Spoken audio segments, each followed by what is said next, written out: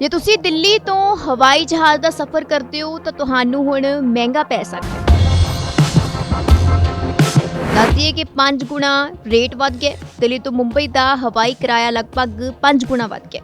ਹੁਣ ਤੱਕ ਦਿੱਲੀ ਤੋਂ ਮੁੰਬਈ ਜਾਣ ਦੇ ਲਈ ਕਰੀਬ 5000 ਰੁਪਏ ਖਰਚ ਕਰਨੇ ਪੈਂਦੇ ਸਨ, ਪਰ ਹੁਣ ਇਸ ਸੈਕਟਰ ਦਾ ਕਿਰਾਇਆ 27000 ਰੁਪਏ ਦੇ ਕਰੀਬ ਪਹੁੰਚ ਗਿਆ। ਇਹ ਸਿਰਫ ਦਿੱਲੀ ਤੋਂ ਮੁੰਬਈ ਸੈਕਟਰ ਦੀ ਗੱਲ ਨਹੀਂ ਹੈ, ਸਗੋਂ ਦਿੱਲੀ ਤੋਂ ਹੋਰ ਮੰਜ਼ਲਾਂ ਲਈ ਹਵਾਈ ਕਿਰਾਏ ਵੀ ਆਸਮਾਨ ਨੂੰ ਛੂਹਣ ਲੱਗ ਪਏ ਨੇ। ਅਜਿਹੇ 'ਚ ਇਹ ਸਮਝਣਾ ਜ਼ਰੂਰੀ ਹੈ ਕਿ ਹਵਾਈ ਕਿਰਾਏ 'ਚ ਇਸ ਪਿੱਛੇ ਵਾਧੇ ਦਾ ਕੀ ਕਾਰਨ ਹੈ। ਕੀ ਇਹ ਕਾਰਨ ਜਾਇਜ਼ ਨੇ ਜਾਂ ਇਹਨਾਂ ਵਧੇ ਹੋਏ ਹਵਾਈ ਕਿਰਾਏ ਪਿੱਛੇ 에ਅਰਲਾਈਨਸ ਦੀ ਕੋਈ ਖੇਡ ਹੈ? ਤਾਂ ਪਹਿਲਾਂ ਆਓ ਜਾਣਦੇ ਹਾਂ ਕਿ 에ਅਰਲਾਈਨਾਂ ਦੁਆਰਾ ਕਿਰਾਏ ਵਿੱਚ ਵਾਧੇ ਨੂੰ ਲੈ ਕੇ ਹਵਾਬਾਜ਼ੀ ਮੰਤਰਾਲੇ ਦਾ ਕੀ ਕਹਿਣਾ ਹੈ।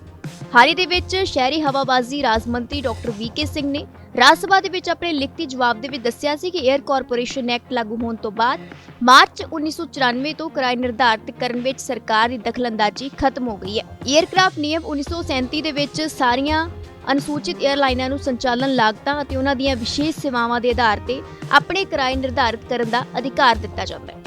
ਸੋ ਇਸ ਸੰਬੰਧੀ ਜਨਰਲ ਵੀਕੇ ਦਾ ਕਹਿਣਾ ਹੈ ਕਿ ਕਿਰਾਇਆ ਮੰਗ ਅਤੇ ਸਪਲਾਈ ਦੇ ਸਿਧਾਂਤ ਦੇ ਆਧਾਰ ਤੇ ਤੈਅ ਕੀਤਾ ਜਾਂਦਾ ਹੈ।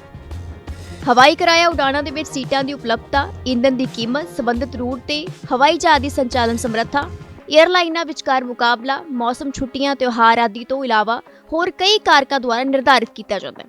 ਯਾਤਰੀ ਐਡਵਾਂਸ ਬੁਕਿੰਗ ਰਾਹੀਂ ਘੱਟ ਕੀਮਤ ਤੇ ਹਵਾਈ ਟਿਕਟ ਬੁੱਕ ਕਰ ਸਕਦੇ ਨੇ। ਜਿਵੇਂ-ਜਿਵੇਂ ਯਾਤਰਾ ਦਾ ਸਮਾਂ ਨੇੜੇ ਆਉਂਦਾ ਹੈ, ਉਪਲਬਧ ਸੀਟਾਂ ਦੇ ਆਧਾਰ ਤੇ ਹਵਾਈ ਕਿਰਾਇਆ ਹੋਰ ਮਹਿੰਗਾ ਹੋ ਜਾਂਦਾ ਹੈ। ਧਿਆਨ ਉਹ ਹੈ ਕਿ ਕਿਸੇ ਵੀ ਖੇਤਰ ਵਿੱਚ ਸੰਚਾਲਨ ਸ਼ੁਰੂ ਕਰਨ ਤੋਂ ਪਹਿਲਾਂ ਕੋਈ ਵੀ 에ਅਰਲਾਈਨ ਆਪਣੇ ਘੱਟੋ-ਘੱਟ ਅਤੇ ਵੱਧ ਤੋਂ ਵੱਧ ਕਿਰਾਇਆਂ ਬਾਰੇ directorate general of civil aviation ਨੂੰ ਜਾਣਕਾਰੀ ਦਿੰਦੀ ਹੈ। 에ਅਰਲਾਈਨਾਂ ਦੇ ਇਹਨਾਂ ਕਿਰਾਏ ਤੇ ਨਜ਼ਰ ਰੱਖਣ ਲਈ DGCA ਕੋਲ ਟੈਰਿਫ ਮੋਨੀਟਰਿੰਗ ਯੂਨਿਟ ਵੀ ਹੈ। ਇਸ ਯੂਨਿਟ ਦਾ ਕੰਮ 에ਅਰਲਾਈਨ ਦੀ ਵੈਬਸਾਈਟ ਤੇ ਉਪਲਬਧ ਕਿਰਾਏ ਤੇ ਨਜ਼ਰ ਰੱਖਣਾ ਤੇ ਯਕੀਨੀ ਬਣਾਉਣਾ ਕਿ 에ਅਰਲਾਈਨਾਂ ਦੁਆਰਾ ਐਲਾਨੀਆਂ ਗਈਆਂ ਸੀਮਾਵਾਂ ਤੋਂ ਵੱਧ ਹਵਾਈ ਕਿਰਾਇਆ ਵਸੂਲਿਆ ਤਾਂ ਨਹੀਂ ਜਾ ਰਿਹਾ।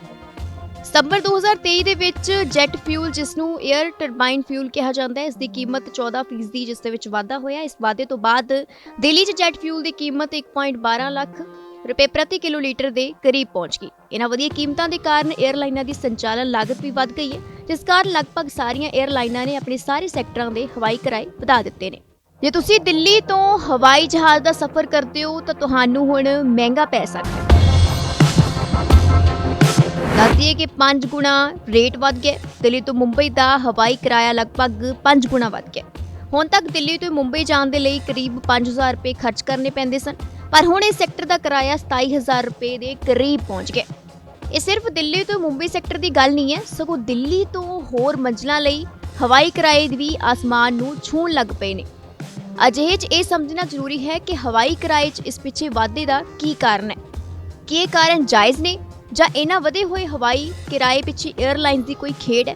ਤਾਂ ਪਹਿਲਾਂ ਆਓ ਜਾਣਦੇ ਹਾਂ ਕਿ 에ਅਰਲਾਈਨਾਂ ਦੁਆਰਾ ਕਿਰਾਏ ਵਿੱਚ ਵਾਧੇ ਨੂੰ ਲੈ ਕੇ ਹਵਾਬਾਜ਼ੀ ਮੰਤਰਾਲੇ ਦਾ ਕੀ ਕਹਿਣਾ ਹੈ।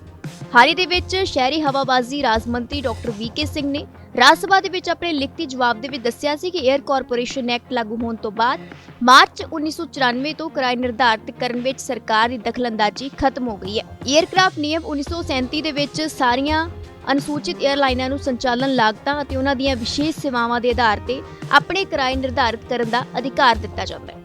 ਸੋ ਇਸ ਸੰਬੰਧੀ ਜਨਰਲ ਵੀਕੇ ਦਾ ਕਹਿਣਾ ਹੈ ਕਿ ਕਿਰਾਇਆ ਮੰਗ ਅਤੇ ਸਪਲਾਈ ਦੇ ਸਿਧਾਂਤ ਦੇ ਆਧਾਰ ਤੇ ਤੈਅ ਕੀਤਾ ਜਾਂਦਾ ਹੈ। ਹਵਾਈ ਕਿਰਾਇਆ ਉਡਾਣਾਂ ਦੇ ਵਿੱਚ ਸੀਟਾਂ ਦੀ ਉਪਲਬਧਤਾ, ਈਂਧਨ ਦੀ ਕੀਮਤ, ਸੰਬੰਧਿਤ ਰੂਟ ਤੇ ਹਵਾਈ ਜਹਾਜ਼ ਦੀ ਸੰਚਾਲਨ ਸਮਰੱਥਾ, 에ਅਰਲਾਈਨਾਂ ਵਿਚਕਾਰ ਮੁਕਾਬਲਾ, ਮੌਸਮ ਛੁੱਟੀਆਂ, ਤਿਉਹਾਰ ਆਦਿ ਤੋਂ ਇਲਾਵਾ ਹੋਰ ਕਈ ਕਾਰਕਾਂ ਦੁਆਰਾ ਨਿਰਧਾਰਿਤ ਕੀਤਾ ਜਾਂਦਾ ਹੈ। ਯਾਤਰੀ ਐਡਵਾਂਸ ਬੁਕਿੰਗ ਰਾਹੀਂ ਘੱਟ ਕੀਮਤ ਤੇ ਹਵਾਈ ਟਿਕਟ ਬੁੱਕ ਕਰ ਸਕਦੇ ਨੇ। ਜਿਵੇਂ-ਜਿਵੇਂ ਯਾਤਰਾ ਦਾ ਸਮਾਂ ਨੇੜੇ ਆਉਂਦਾ ਹੈ, ਉਪਲਬਧ ਸੀਟਾਂ ਦੇ ਆਧਾਰ ਤੇ ਹਵਾਈ ਕਿਰਾਇਆ ਹੋਰ ਮਹਿੰਗਾ ਹੋ ਜਾਂਦਾ ਹੈ। ਧਿਆਨ ਉਹ ਹੈ ਕਿ ਕਿਸੇ ਵੀ ਖੇਤਰ ਵਿੱਚ ਸੰਚਾਲਨ ਸ਼ੁਰੂ ਕਰਨ ਤੋਂ ਪਹਿਲਾਂ ਕੋਈ ਵੀ 에ਅਰਲਾਈਨ ਆਪਣੇ ਘੱਟੋ-ਘੱਟ ਅਤੇ ਵੱਧ ਤੋਂ ਵੱਧ ਕਿਰਾਇਆਂ ਬਾਰੇ directorate general of civil aviation ਨੂੰ ਜਾਣਕਾਰੀ ਦਿੰਦੀ ਹੈ। 에ਅਰਲਾਈਨਾਂ ਦੇ ਇਹਨਾਂ ਕਿਰਾਏ ਤੇ ਨਜ਼ਰ ਰੱਖਣ ਲਈ DGCA ਕੋਲ ਟੈਰਿਫ ਮੋਨੀਟਰਿੰਗ ਯੂਨਿਟ ਵੀ ਹੈ। ਇਸ ਯੂਨਿਟ ਦਾ ਕੰਮ 에ਅਰਲਾਈਨ ਦੀ ਵੈਬਸਾਈਟ ਤੇ ਉਪਲਬਧ ਕਿਰਾਏ ਤੇ ਨਜ਼ਰ ਰੱਖਣਾ ਤੇ ਯਕੀਨੀ ਬਣਾਉਣਾ ਕਿ 에ਅਰਲਾਈਨਾਂ ਦੁਆਰਾ ਐਲਾਨੀਆਂ ਗਈਆਂ ਸੀਮਾਵਾਂ ਤੋਂ ਵੱਧ ਹਵਾਈ ਕਿਰਾਇਆ ਵਸੂਲਿਆ ਤਾਂ ਨਹੀਂ ਜਾ ਰਿਹਾ। ਸਤੰਬਰ 2023 ਦੇ ਵਿੱਚ ਜੈਟ ਫਿਊਲ, ਜਿਸ ਨੂੰ 에ਅਰ ਟਰਬਾਈਨ ਫਿਊਲ ਕਿਹਾ ਜਾਂਦਾ ਹੈ, ਇਸ ਦੀ ਕੀਮਤ 14% ਜਿਸ ਦੇ ਵਿੱਚ ਵਾਧਾ ਹੋਇਆ। ਇਸ ਵਾਧੇ ਤੋਂ ਬਾਅਦ ਦਿੱਲੀ 'ਚ ਜੈਟ ਫਿਊਲ ਦੀ ਕੀਮਤ 1.12 ਲੱਖ ਰੁਪਏ ਪ੍ਰਤੀ ਕਿਲੋਲੀਟਰ ਦੇ ਕਰੀਬ ਪਹੁੰਚ ਗਈ। ਇਹਨਾਂ ਵਧੀਆ ਕੀਮਤਾਂ ਦੇ ਕਾਰਨ 에ਅਰਲਾਈਨਾਂ ਦੀ ਸੰਚਾਲਨ ਲਾਗਤ ਵੀ ਵੱਧ ਗਈ ਹੈ, ਜਿਸ ਕਾਰਨ ਲਗਭਗ ਸਾਰੀਆਂ 에ਅਰਲਾਈਨਾਂ ਨੇ ਆਪਣੇ ਸਾਰੇ ਸੈਕਟਰਾਂ ਦੇ ਹਵਾਈ ਕਿਰਾਏ ਵਧਾ ਦਿੱਤੇ ਨੇ।